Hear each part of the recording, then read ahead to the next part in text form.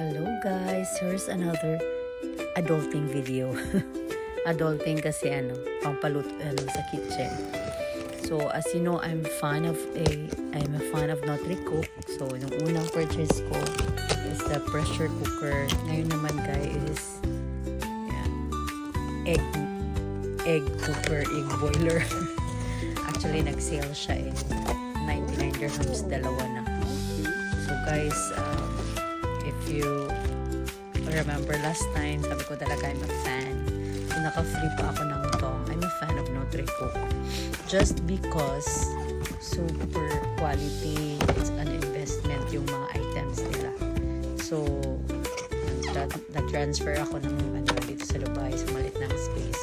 But all that na bili ko before, binigay ko na sa kapatid ko. So ngayon, yun, una yan, egg something. Hindi na ko kailangan lumabas.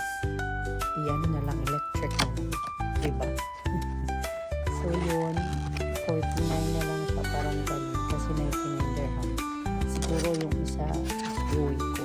Ipadala ko sa bakasan sa Pinas. So yun yung guys, sharing. So diba? Nahanap ng paggastosan. They accept Tabi, Tamara, and they accept also anything. Hindi, kung syempre sa mga gustong bumili. So I'm not sure if sale now, basta sale na binili ko.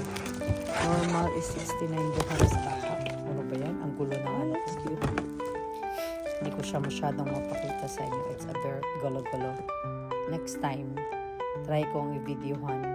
Kasi inalize ko pa kung paano siya gamitin. So pwede siyang gamitin pang dumplings. Yun nga lang, medyo frozen dumplings. Medyo matagalan ka. Pwede siyang omelette, yung gamitin mo yung parang tray